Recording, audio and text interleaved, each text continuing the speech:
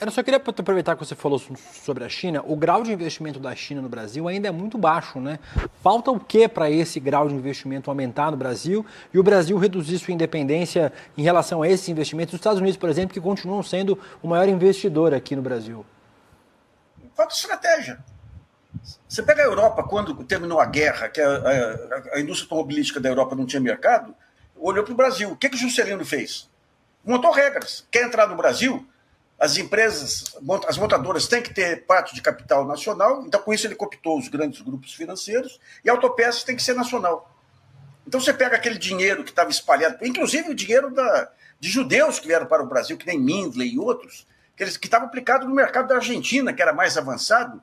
Quando o Juscelino faz isso, eles saem, voltam e criam uma baita indústria de autopeças, Metal Leve, o Kaczynski e outros também. O que acontece hoje? Você tem a NIB, que é a nova indústria brasileira aí, no Ministério do Desenvolvimento de Indústria e Comércio, mas não tem uma estratégia do governo. Eu conversava outro dia com o pessoal da China e eles falam, pô, já acusam a gente aqui de só querer comprar terra aqui, mas o governo brasileiro ainda não falou o que ele quer.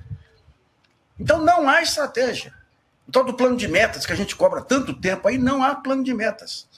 O Lula é interessante que quando teve a 5ª Conferência Nacional de Ciência, Tecnologia e Inovação, ele fez um baita discurso pedindo um plano de metas para os cientistas. Não tem nada a ver.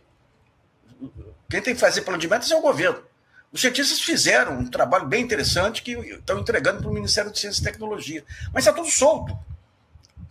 Por exemplo, a Fazenda tentou montar um sistema interministerial para essa nova transição energética, que seria Fazenda, seria o Ministério do Desenvolvimento, Indústria e Comércio e o Meio Ambiente, para definir estratégias conjuntas. Porque se não tiver essa visão sistêmica, você não consegue fazer desenvolvimento.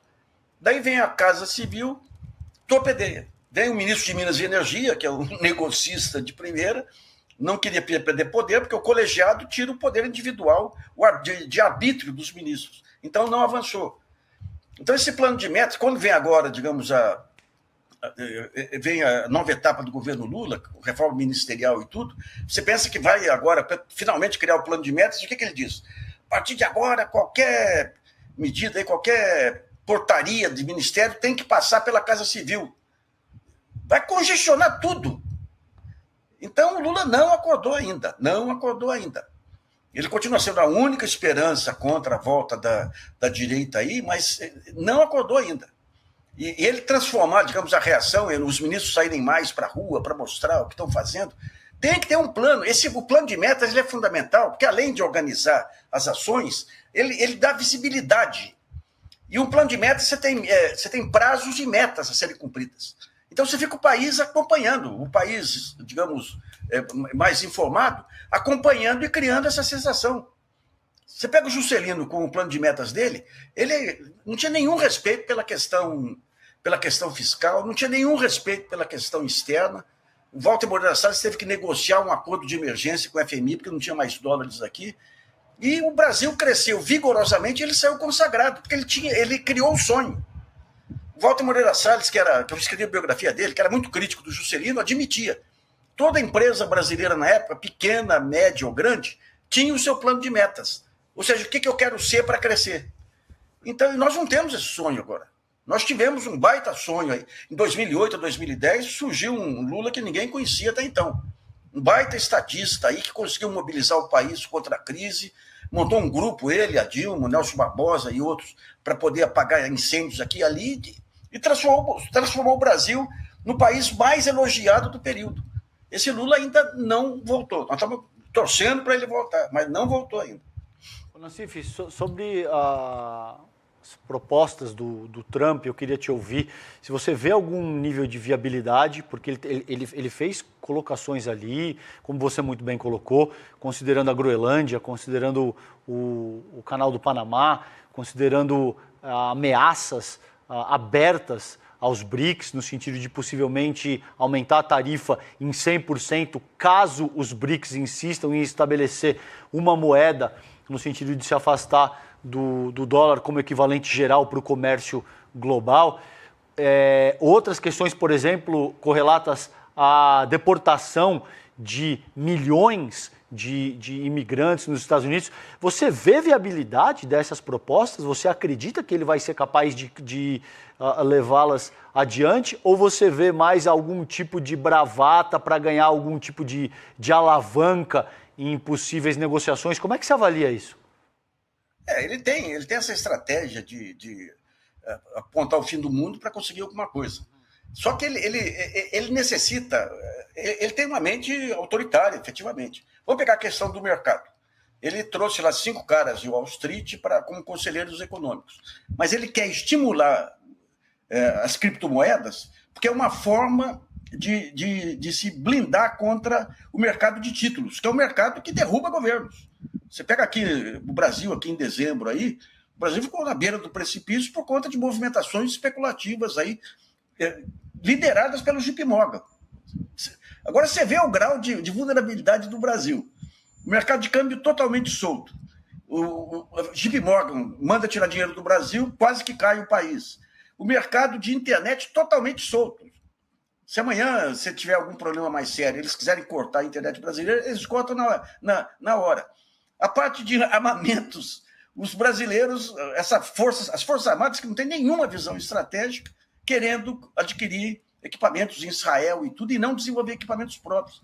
Então, digamos, o mundo entra numa nova etapa da geopolítica, da estratégia e tudo, e o Brasil está como no começo do século, lá do século passado. Não tem visão estratégica nenhuma. E, tendo as duas grandes oportunidades aí, que é, digamos, essa nova indústria que surge aí, o fato de ter energia limpa, e o fato de ter os minérios estratégicos para todo lado. O Brasil tem todos os minérios estratégicos necessários, o Brasil tem aqui. Então, ele tem as condições para dar o salto, mas não tem estratégia nenhuma até agora. E a estratégia consiste em quê? Vamos empurrar com a barriga aqui a economia para ver se a gente ganha um pouco de espaço. Tudo bem, o governo está vulnerável aí em relação ao Congresso, em relação ao mercado e tudo, e não quer enfrentamento nenhum. Mas digamos, você pega essa estratégia, não, vamos dar o que o mercado quer, atender para poder crescer em 2026. Não vai. Porque nós vamos chegar no final de 2025 com a Selic em 12%, 13%, na melhor das hipóteses. Isso não viabiliza economia nenhuma. Então, e o Lula não ouve ninguém. Ele está ouvindo o Rui Costa. O Rui Costa é um provinciano no mau sentido.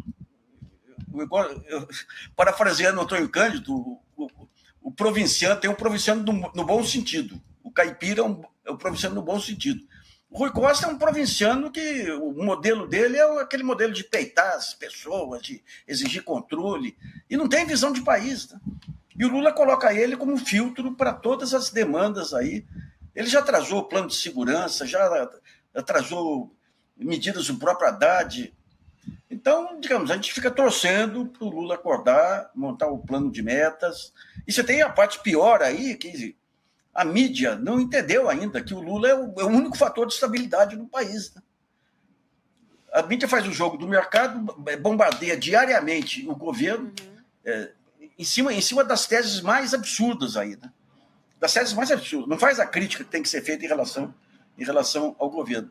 E não se dá conta de que a única pessoa capaz de segurar a maré bolsonarista, trumpiana, Tarcísio com suas ligações aí com o crime organizado e tudo, é o Lula. Então, olha, essa chacoalhada só vai acontecer quando lá no meio do ano vier o senhor Crise. E o senhor Crise, quando baixa aqui no Brasil, ele é interessante. Fala, pessoal, agora eu cheguei, vocês vão ter agora bom senso.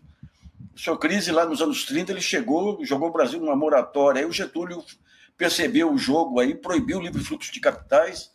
Então é só o senhor Crise para romper essa amarra ideológica terrível que o mercado colocou, que faz com que o pobre combata a gastança, que é o dinheiro que vai para o pobre, o industrial exija corte de investimento que vai para o industrial. Rapaz, a dissintonia, a irracionalidade aí não é só do bolsonarismo, do gado bolsonarista, não. Sabe? Parece que pegou todos os níveis da consciência brasileira.